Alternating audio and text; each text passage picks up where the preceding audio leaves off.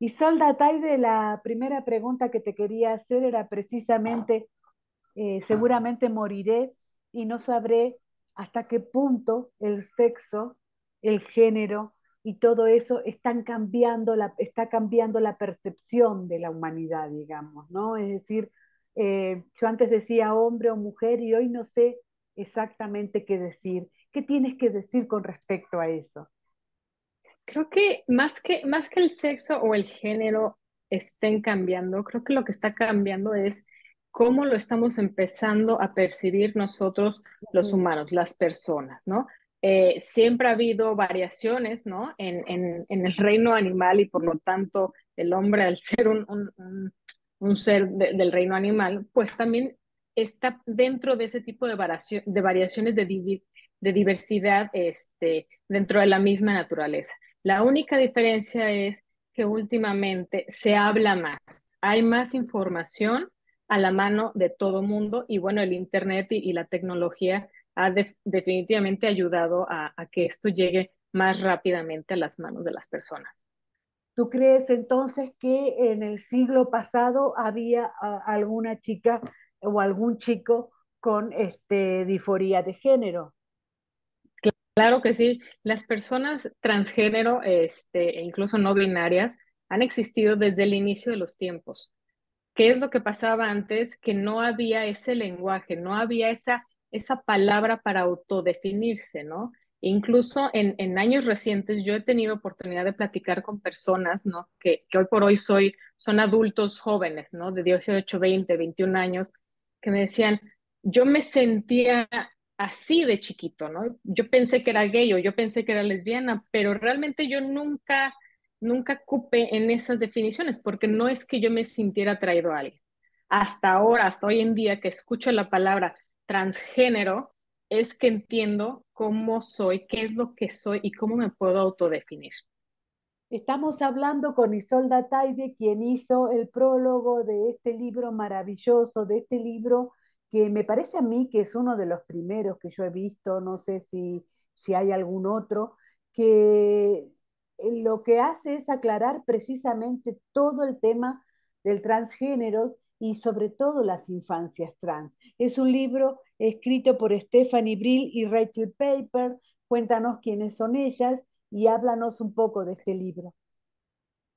Claro que sí, este libro, aunque no lo creas, Mónica, lleva desde el 2007 vendiéndose, ¿no? Por lo menos en la Unión Americana. Gracias a los esfuerzos de muchas personas, entre ellos evidentemente Editorial Terracota, que tomó el interés de llevar a cabo esta tarea de la traducción al español del libro, es que lo podemos tener en nuestras manos, no solo en México, pero en toda América Latina.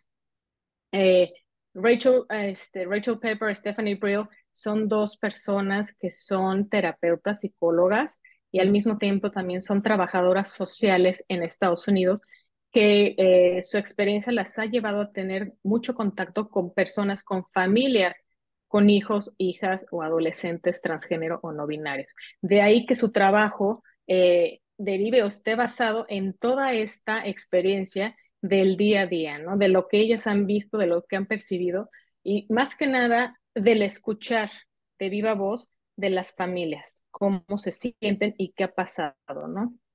¿Qué es tener un hijo normal? Yo no he tenido hijos, pero ahora con todos los avances que hay sobre el autismo, ayer, por ejemplo, vi un documental de Lewis Capaldi, una persona que tiene autismo, que tiene el síndrome de, no me acuerdo, que tiene, De Tauret.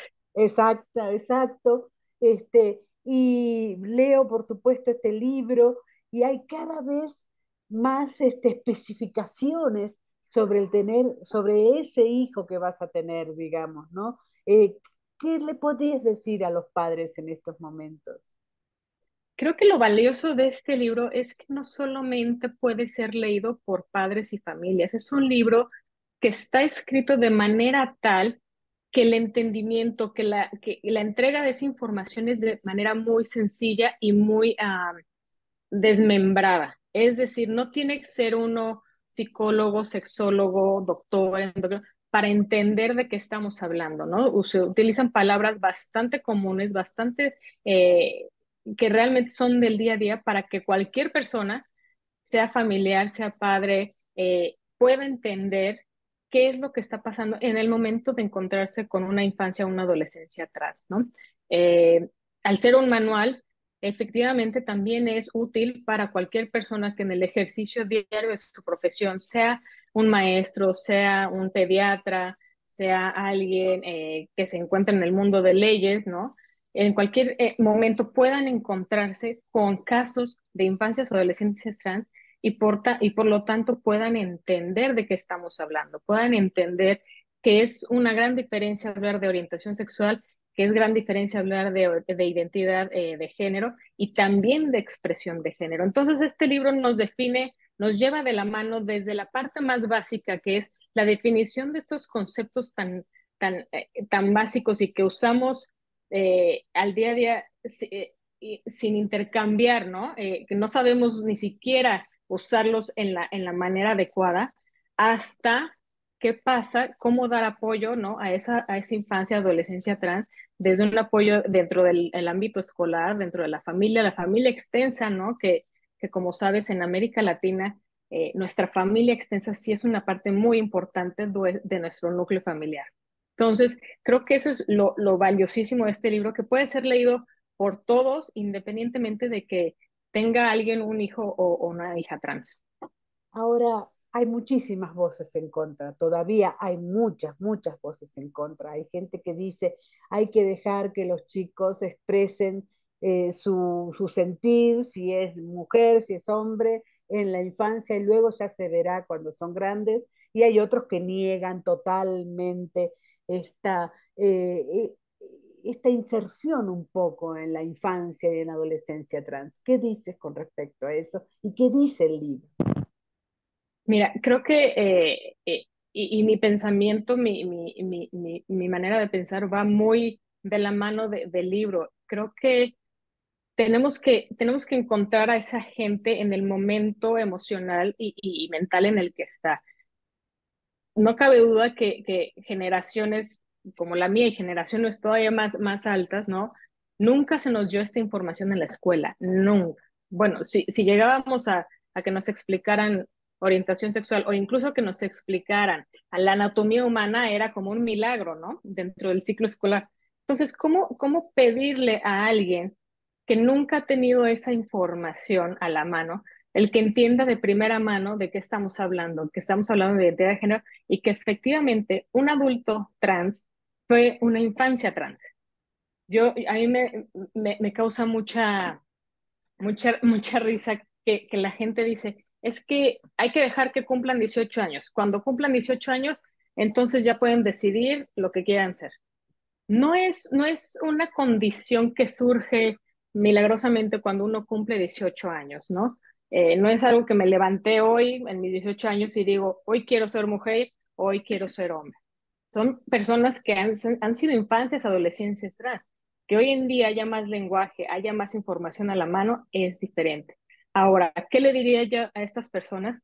Creo que mi primera recomendación es acérquense, infórmense, acérquense, conozcan a una familia, platiquen con una familia, platiquen, conozcan a una infancia, a una adolescencia atrás, ¿no? Porque cuando uno tiene información que no es de primera mano, y sobre todo también en el Internet es un arma de dos filos, ¿no? Te puede dar información muy valiosa, pero también te puede llenar de mucha basura, de mucha información amarillista y que no está sustentada en ninguna base científica, ¿no? Yo entiendo perfecto a las personas que tienen esa inclinación a pensar que los padres quizás son los que están intentando meter ideas en la cabeza, ¿no? Al hijo, a la hija, pero mi recomendación es, hay que informarnos para tener una base de qué estamos hablando. Yo, por ejemplo, en mi caso, y tú comentabas ahorita o el día de ayer, hablando de personas con autismo, yo no soy conocedora 100% Claro, de la condición autista, ¿no? claro. Entonces, yo no me atrevería en ningún momento a aseverar un juicio o prefiero yo primero documentarme, ya que estoy documentada y tengo bases, platicar, acercarme con familias que realmente están viviendo, están pasando por esto. Y entonces sí, yo estoy en la libertad de estar de acuerdo o no estar de acuerdo, pero siempre y cuando yo ya tenga la información necesaria, confiable, científica y fidedigna. Van las últimas dos preguntas. La primera es si tú tienes contacto con alguna, algún adolescente, algún niño trans. Llevo casi 13 años en este activismo, en esta advocacia, ¿no? Por las infancias y juventudes LGBT y en especial de las personas trans. Conozco a muchas infancias trans desde 4 años, ¿no? Hasta que son adolescentes, hasta que cumplen 18 años. Y es muy chistoso, es muy curioso que platicas con todas esas personitas, platicas con sus familias y todas las historias de alguna manera se repiten. Claro, cada una con sus particularidades y sus detalles, pero todas las personas pasaron por lo mismo. ¿Y cuándo te diste cuenta? Yo me di cuenta alrededor de tantos años. ¿Y qué hacía tu hijo? ¿Qué hacía tu hija para decirte que era una persona trans, ¿no? Para decirte que no se sentía identificada con el sexo que le fue asignado a nacer. Y es muy curioso cómo, de verdad, y aquí en México, en España, en donde sea, las historias se repiten. Entonces, definitivamente mi mensaje adicional, ¿no? A esos papás, a esas familias con hijos, hijas trans es, no están solos, no son los únicos y no están locos, ¿no? No es algo que se lo están imaginando. Y bueno, con respecto a este libro, dice precisamente en la contraportada que va a marcar la diferencia entre lo que está escrito en español y lo que está escrito en inglés y va a marcar como cierta tradición. ¿Lo admites a eso? ¿Lo confirmas a eso? Sí, para las autoras era muy importante tropicalizar el libro, es decir, escuchar voces, escuchar testimonios de familias hispanas, latinas y sobre todo viviendo en Latinoamérica. Las autoras a ser originarias y de que todo su trabajo ha sido dentro de los Estados Unidos, no querían dejar de lado el escuchar esas particularidades que tenemos las personas latinas, las personas hispanas, incluso desde el uso de los términos. En Estados Unidos, claro, se utiliza en su mayor parte el término transgénero, pero en Argentina, como bien sabrás, es travesti, en Chile, transexual, y todos nos estamos refiriendo a lo mismo A de lo alguna mismo. manera, Ujú. pero son esas particularidades del mismo idioma español y de la misma cultura latina. Entonces, sí, este libro está incluso enriquecido con voces de familias viviendo en Latinoamérica. Muchísimas gracias. Un abrazo enorme. Mónica, gracias a ti.